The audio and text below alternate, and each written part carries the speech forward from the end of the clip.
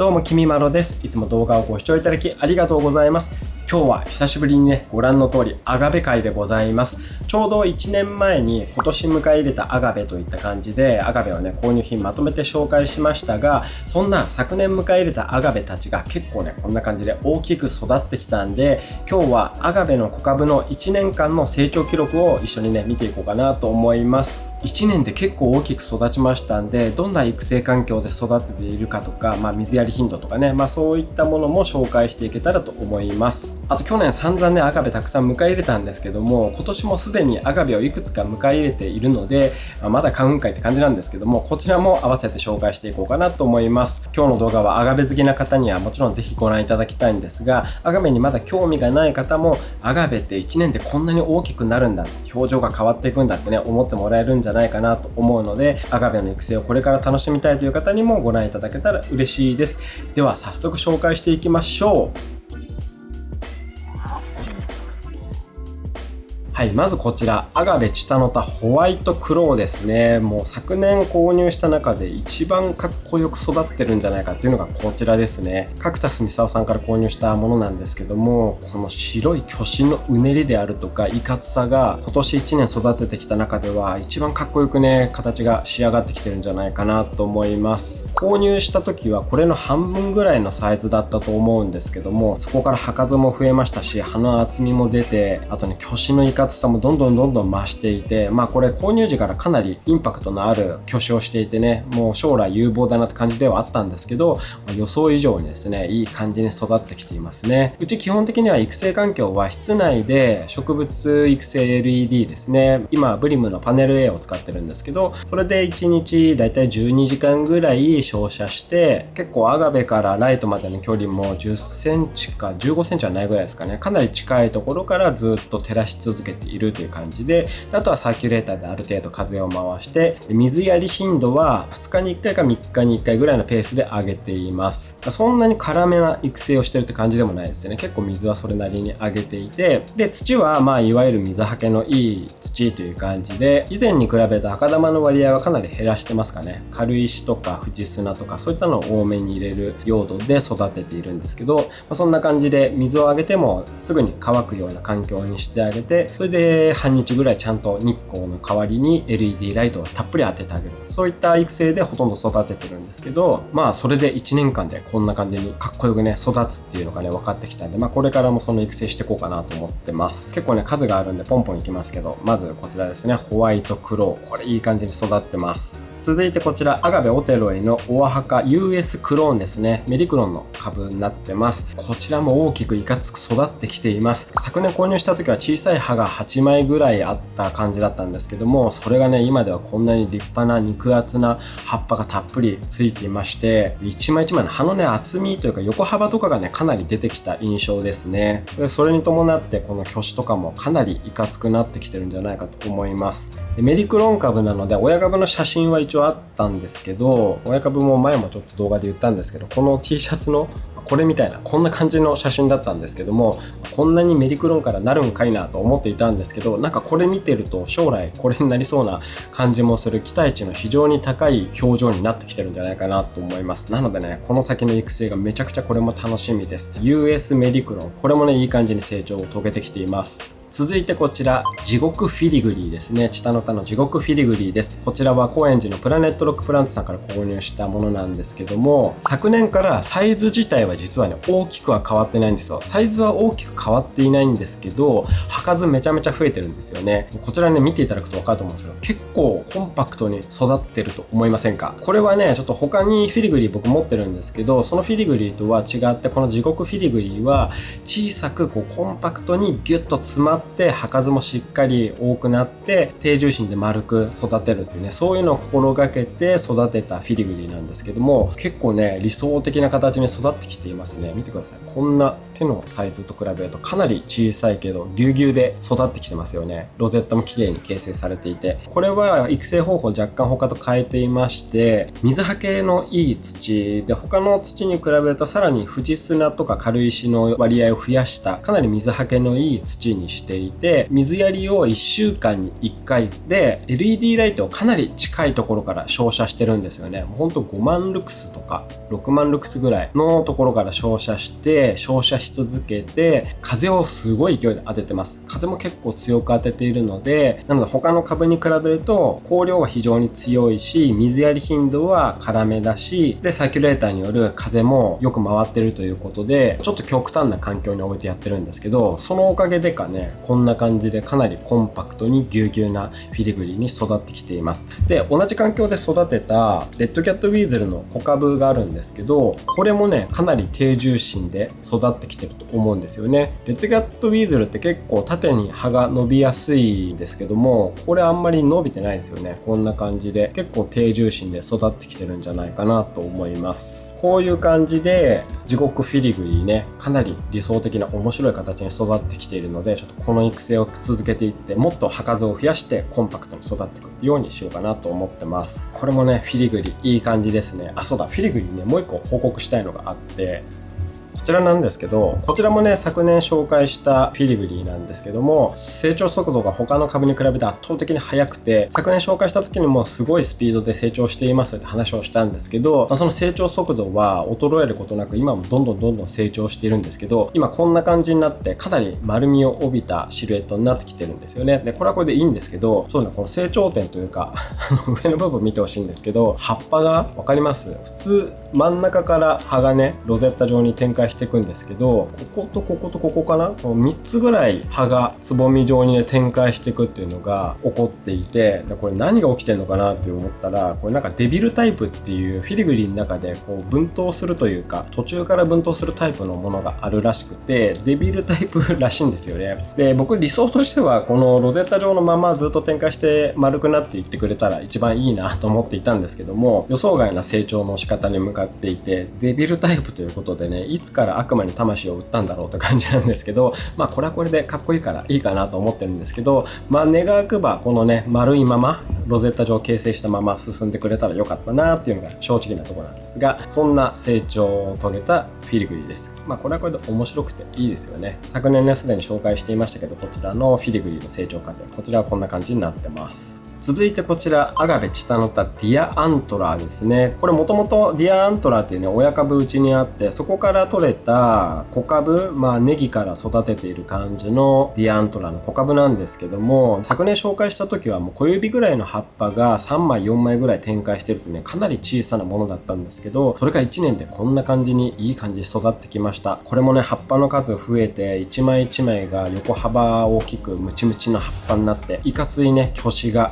このように伸びているということで、かなりインパクトのある株になってきたんじゃないかと思います。かっこいいですよね、ディアアントラーね。で今もこういうライムグリーンにねまた新しい葉も展開してきてるので、またここから近々ね1枚2枚と葉を増やしていくんじゃないかなというところなんですけど、これもね結構成長速度が速くて、出てくる葉がねその都度美しくうねりを持った巨子が出てきてるので、もうこれも本当成長が楽しみですね。はい、こちらがディアアントラーですね。ネギから育てたディアアントラー。はい、続いてこちらアガベチタノタシーザーです。シーザーね、これもねかっこよく育ってきましたね。これはプランツバイザコアさんから購入した、本当最初購入した時は小株の小さな小株からだったんですけど、この1年でかなり大きくなりました。アガベ成長の速さすごいですよね。1年前の姿とは思えないような姿にどんどん表情を変えていくので、もうこれがね本当アガベの面白さだと思いますね。このシーザーもね非常にスピーディーにいい感じに育ってきてくれてます。続いてこちらハデス。今回紹介する中では成長速度はねそこまで速くない印象なんですけど、でも巨子がですねやっぱりこう新しい葉が展開するたんびにハデスっぽくなるというかね、鋭くうねりを持ちつつも、そのトップスパイのところはかなりこうシャープに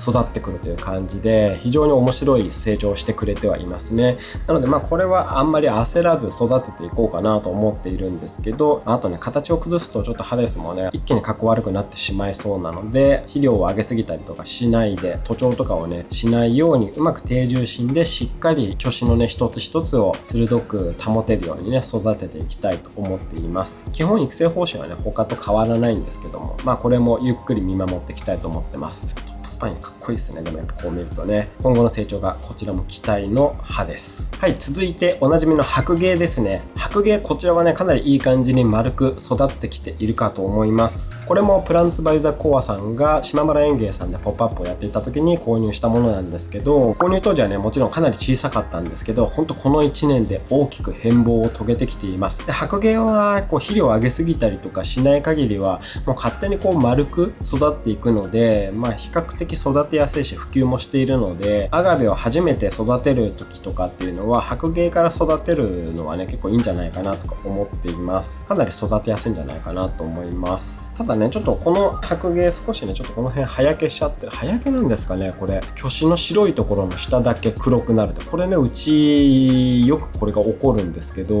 これをやっちゃうんですけど、これの原因がね、ちょっと未だにわかんないんですけど、それを除けば、形という点ではね、今後も面白く展開して育っていってくれるんじゃないかなって感じにもうすでに思えてる。そんなアガベですね。やっぱり育てやすい品種だと思います。白芸。はい、続いてアガベチタノタ FO076 ですね。かなり普及種でありますけど、こちらはインド株だったかな。プラネットロックプランツさんからこちらも購入したものなんですけど、これはもっと成長速度速いかなと思ったんですけど、意外と成長スピードが遅くてゆっくり育ってきていますね。ただ形を大きく崩すこともなく、かなりね、葉がこう横に広がるというか低重心に広がっていく感じなので、緩やかではありますけど、またね、新しい葉がすでにこう展開しようとしていますけど、緩やかではありますけど、しっかり肉厚に成長してきてくれているので、このままね、様子を見ていこうかなと思っています。展開速度こそちょっと遅いですけども、でも面白い育ち方してってくれるんじゃないかなと思っているので、こちらもね、焦らず育成していこうかなと思ってます。続いてこちら、アガベチタノタ老人ですね。老人は一回ちょっとね、カイガラムシにやられかけまして、成長がぐっとね、止まってしまって、ここのね、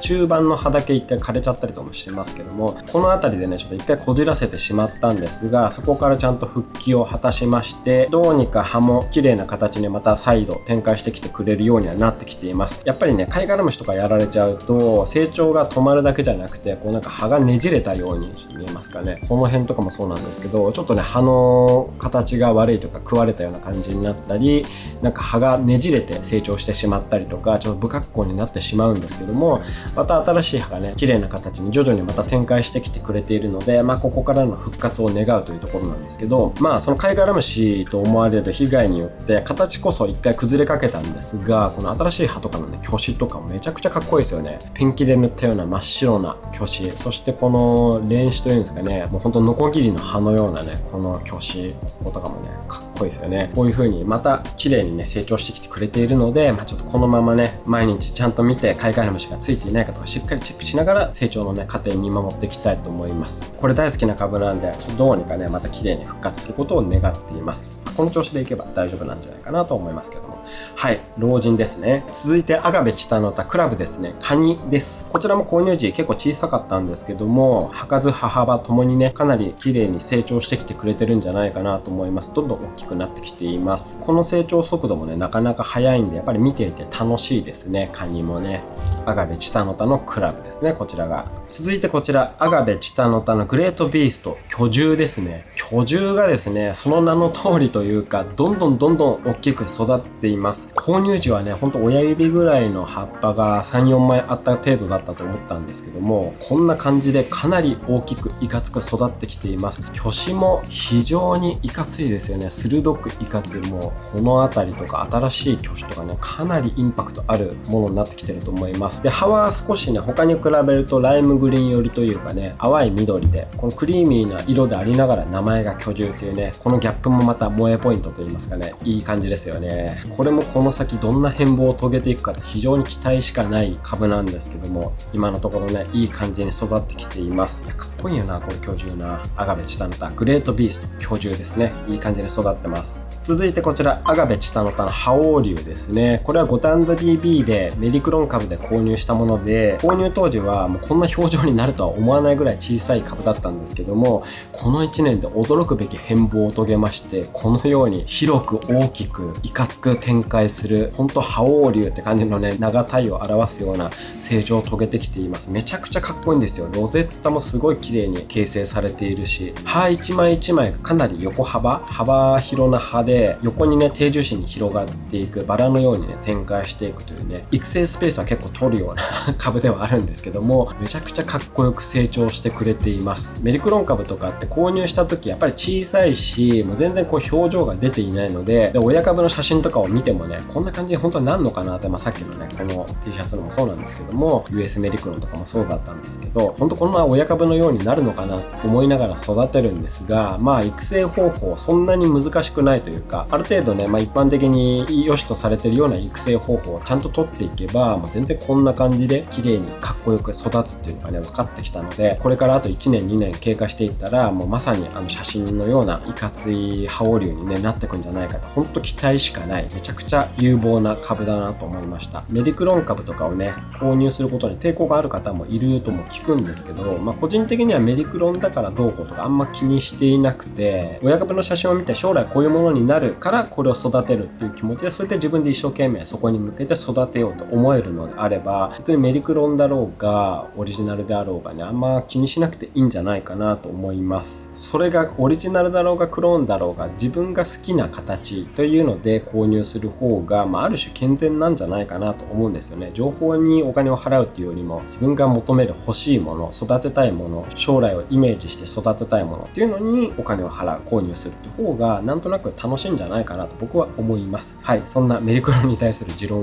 を話しながら、どうでしょう、かっこいいですよね。はい、こちら覇王流でございます。はい、続いてこちらアガベチタノタシーキング海王ですね。こちらも先ほどの覇王流と同じく同じタイミングで同じお店から五反田 BB で購入したんですけども、これの成長が本当に著しくて、さっきの覇王流もそうなんですけど、購入時はまさかこんな感じになるとは想像もし得なかった、あんまりこう表情も出ていないような株だったんですけど、驚異の変貌を遂げまして、こんな感じのめちゃくちゃかっこいいアガベになりました。巨子も白くいかつく均等に美しく育っていて、このウォーターマークの入り具合とかもね美しいんですけど、すごい綺麗に育ってきています。これ上から見たりするとめちゃくちゃかっこよくないですか？こんな感じで、もう今根もパツパツなんで成長速度がすごいんで、ちょっとこれ植え替えをしなきゃいけないぐらいにはなってきてるんですけど、これメリクロンからここまで育ってるんですよ。しかも1年で。そう考えるとめちゃくちゃ夢ありますよね。海王って、ネームドと言われる株の中でもそんなに僕は目立たないと勝手に自分の中では思っていたんですけど、いやこんなかっこいいんだと思って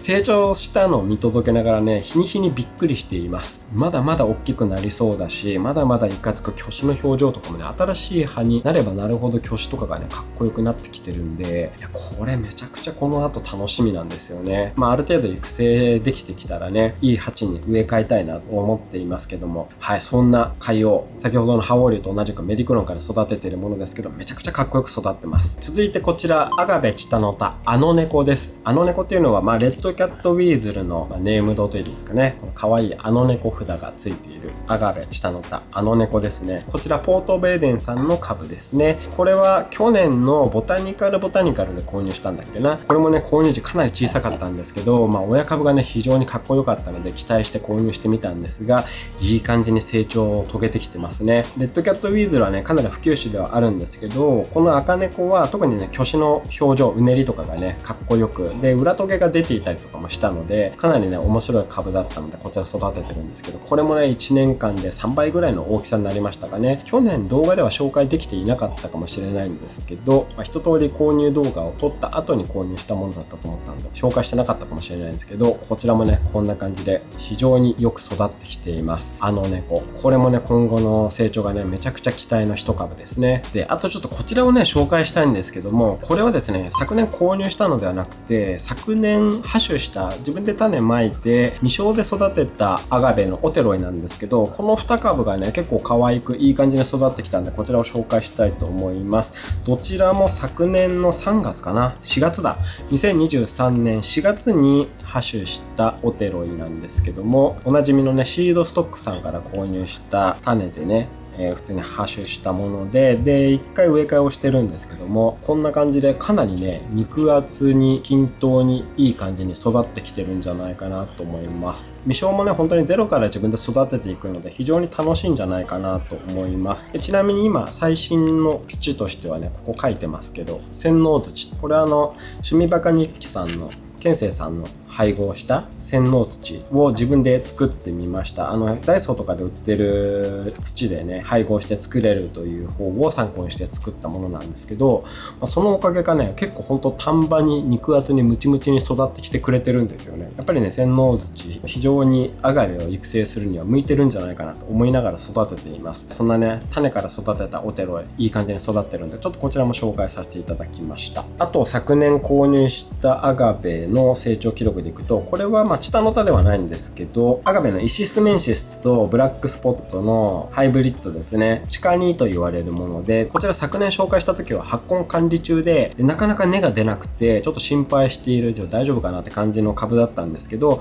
無事に発根しまして、この地下2のね、特徴ともいえるこのブラッドスポット、赤い斑点、これもね、すごい綺麗に出てきました。土落ちちゃうんであんまり傾けられないんですけど、見てわかりますか？この斑点とかね、めちゃくちゃ可愛くないですか？ポツポツポツとね、斑点入ってますよね。葉数もこれ本当何倍になったんだろう。最初に6、7枚ぐらいしかなかったのがもう3、4倍ぐらい葉が増えてますよね。発根は無事にしましたし、葉も無事にね、どんどん展開してきている。すごい美しい展開をしてきてくれている地下にですね、これも1年で大きく成長した株なんじゃないかなと思います。とても可愛いです、地下に。あと小株じゃないんですけど、昨年紹介した中でちょっと紹介しておきたいなと思うのが、ちょっと急に大株というかバカでかいの出てきますけど、こちらがアガベオテロイのボールタイプですね。昨年ボタナイズで開催されたポルトラーノさんのポップアップで購入させていただきましたオテロイなんですけど、ボールタイプとして購入したものなんですけど、文字通りね、どんどんまん丸になってますよね。昨年紹介した時はまだ購入して数日とかでまさに発根管理中だったので、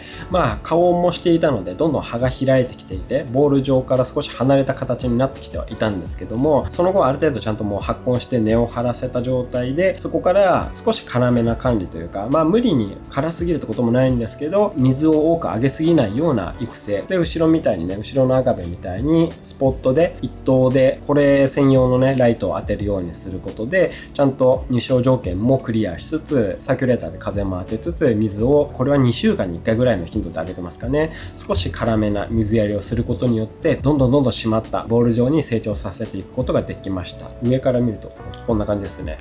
真上から見せられないですけど、ギチギチです。はい、いい感じに丸く成長してきてくれていて、このね、剛人の鉢にもよく似合う素敵な株になってくれてるんじゃないでしょうか。そんなボールタイプのオテロイ、これもね、1年でかなり綺麗に丸くなってきたので紹介させていただきました。ここまでが一応昨年購入したアガベの成長記録というところになってまして、で、今年に入ってから購入したものっていうのも結構ありますので、そちらをね、ここから紹介していきたいと思います。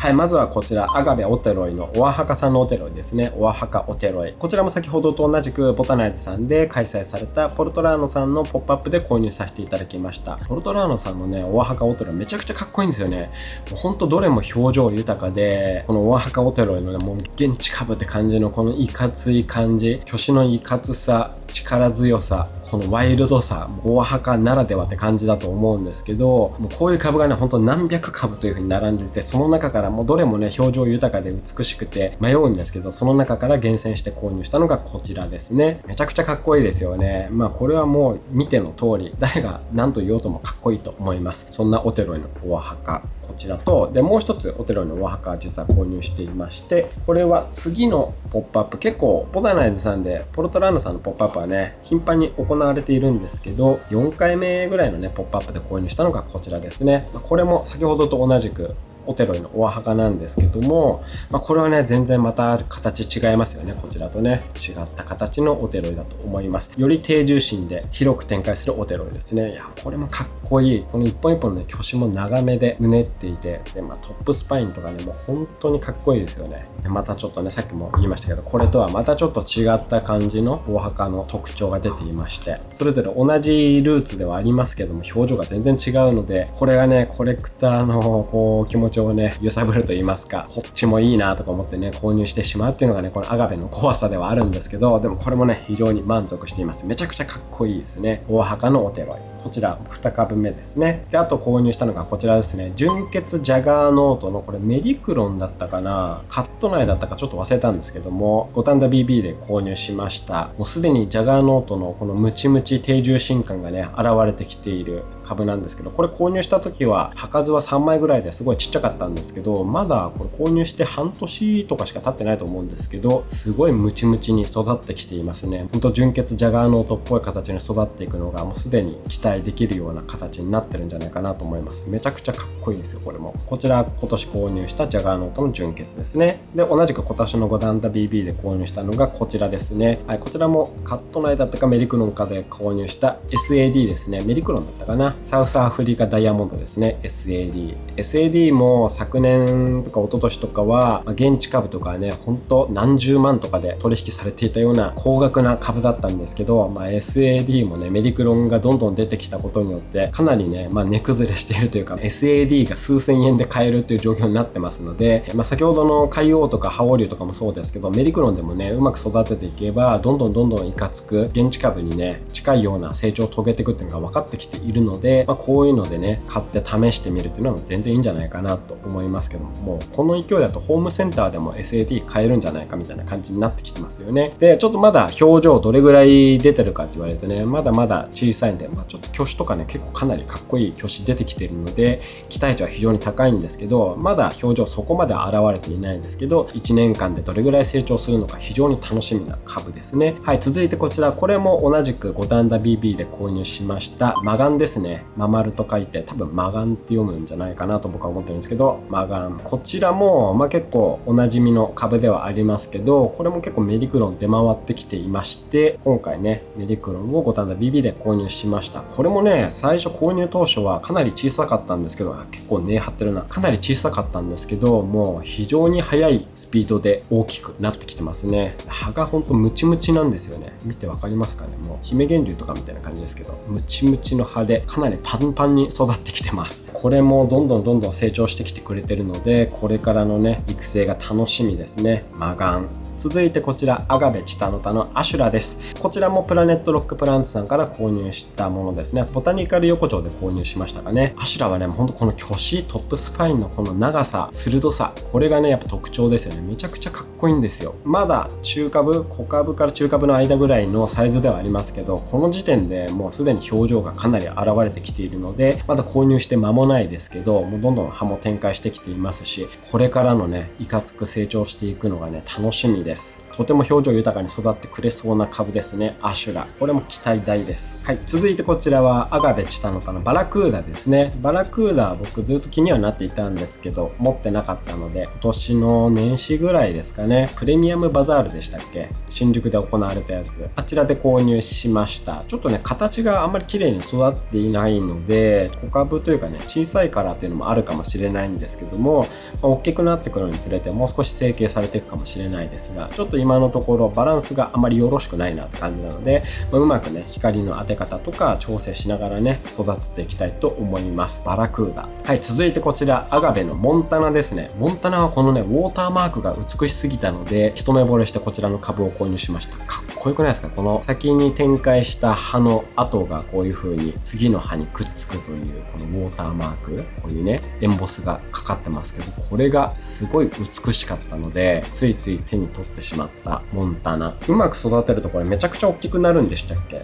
育成環境を圧迫してしまうかもしれないんですけど、ちょっとこの美しさには勝てずにね、上から見るとねまた非常に綺麗なこんなモンタナ、こちらも今年購入しました。これもプレミアムバザールで購入しました。続いてこちら、これがちょっと僕初めて聞いたんだけど、アガベチタノタの緑幽霊というですね、グリーンゴースト。こちらは見ての通りメリクロンで購入してほんと間もない、まだ何の表情も出ていないような感じなんですけど、先ほど言ったね五反田 BB とかで購入しましたって言ってたメリクロンはだいたい購入時こんな感じです。めちゃくちゃちっちゃいです。これもでも春ぐらいに購入したんですが、成長速度がめちゃくちゃ遅いですね。こちらも親株がめちゃくちゃかっこよかったんで、さっきのねこのシャツみたいにいかつい写真だったと思ったので、それを期待して購入したんですが、まだ表情そんな出てないんですけど、でもね小さいけどこの巨子がねチリチリチリとね細く巨子が出てますけども、この巨子のうねりとかめちゃくちゃかっこいいんですよね。なのでこれもちょっと緩やかではありますけど、大きく成長したらかなり表情のある株になるんじゃないかなと思っているので、ちょっとこちらも今後の育成が楽しみですね。残すところあとわずかなんですけど、ここからはアガベのイシスメンシスとかね、そのあたり紹介していこうと思います。はい、まずこちらアガベヒメサソリガニですね。これね、ずっと欲しかったんですよ。めちゃくちゃかっこよくないですか？ジプソフィラとイシスメンシスの交配なんですけども、赤い巨子と丹波肉厚で横幅のね、広い、こういった葉が展開していく、上から見ても横から見ても美しいこのヒメサソリガニ、名前もかっこいいですけどね、こちらをですねやっと入手できまして、これを育成してるんですけど、これも購入当時から葉がもう 4,5 枚ぐらい展開してんのかな。かなり成長速度速い方だと思います。これももっとバランスよく大きく育っていったら非常にインパクトある株になると思うのでね、今後がめちゃくちゃ楽しみです。これもはい、こちらがアガベのハイブリッドヒメサソリガニ。続いてこちらアガベポタトラム風来人ですね。これめちゃくちゃかっこよくないですか？この符の入り方が、縦に符が入ってるんですけど、細く綺麗な毛筆で描いたような符が入っているね、すごい綺麗なポタトラムなんですけど、こちらティックルプランツさんから購入させていただいたものなんですが、めちゃくちゃ美しいですよね。とてもね繊細な表情を持ったポタトラムだと思います。このポタトラムとかね、イシスメンシスとか、またアガベのチタノタオテロイとはね、また違った美しさ表情があるのでね、これはこれでね一つの沼だなと思いつつ、うっかりねハマってしまいまして、こういったものもね最近は手を出しています。はい、めちゃくちゃ美しいアガベポタトラム風来人。続いてこちらもアガベのポタトラムハイブリッドですね。これもね先ほどの風来人とはまた違った、符は入っていないんですけども、こういう風に丹波で巨子も非常に短く、こんなツンツンツンツンとねちょこちょこちょこと可愛い赤い巨子がついているね、そういったポタトラムになっています。クリーミーなライムグリーンのこの葉の色もねまた可愛くて、でこのウォーターマークとかも綺麗に入っていて美しくて、非常に優しい表情のポタトラムですよね。これもとても可愛い。ポタトラムもどれも違った味があっていいですね。続いてこちらはアガベイシスメンシスの白銀ですね。名前が美しいですよね。このねライムグリーンの非常にクリーミーな色合いの葉、そしてこの赤い細い巨子、これがねまた可愛いですよね。すごい今ちょっと日が入ってきましたけど、日に照らされるとまた美しいですね。すごい綺麗なイシスメンシスですね。同じアガベでもねやっぱりチタノタとかオテロイはね少しいかつい感じがありますけども、このイシスメンシスとかポタトラムとかねやっぱ優しい感じがしますよね。これはこれでまた違ったアガベの良さで僕はね好きですね。イシスメンシスの白銀ですね。こちらはアガベポタトラムのホワイトエッジですね。見ての通りホワイトエッジ、縁の部分に白いこういうね符が入っている品種になっています。これもね綺麗ですよね。とても繊細な面持ちの葉をしてますよね。この符もねすごい綺麗に入っていて、この辺りもティックルプランツさんから購入させていただいてるんですけど、イシスメンシスとかポタトラムはこのティックルプランツさんのやつは非常に品種も多く、どれもね他では手に入らないようなものも多いですし、表情可愛いものたくさん揃っているので、結構ポップアップとかでも出されてるのをよく見かけますので、もしねティックルプランツさんポップアップとかで見かけたらね、ぜひちょっとお店覗いてみてください。きっとこのイシスメンシスとかポタトラムの魅力にはまっていくと思います。はい、これも非常に気に入ってます。可愛いよな。アガベポタトラムのホワイトエッジです。はい、長い動画になりましたけど、最後までご覧いただきありがとうございます。本日は昨年購入したアガベの小株たちの1年間の成長報告と、あと最近購入したアガベの紹介をさせていただきました。このチャンネルではこんな感じでたまにね、植物関連の動画なんかもアップしていますので、こういった動画興味ある方はぜひチャンネル登録の方よろしくお願いいたします。あとベルマークも押していただけたら嬉しいです。また今日の動画良かった、面白かったと思った方はぜひグッドボタンもよろしくお願いいたします。本日も動画を最後までご覧いただきありがとうございました。ではまた次の動画でお会いしましょう。バイバーイ。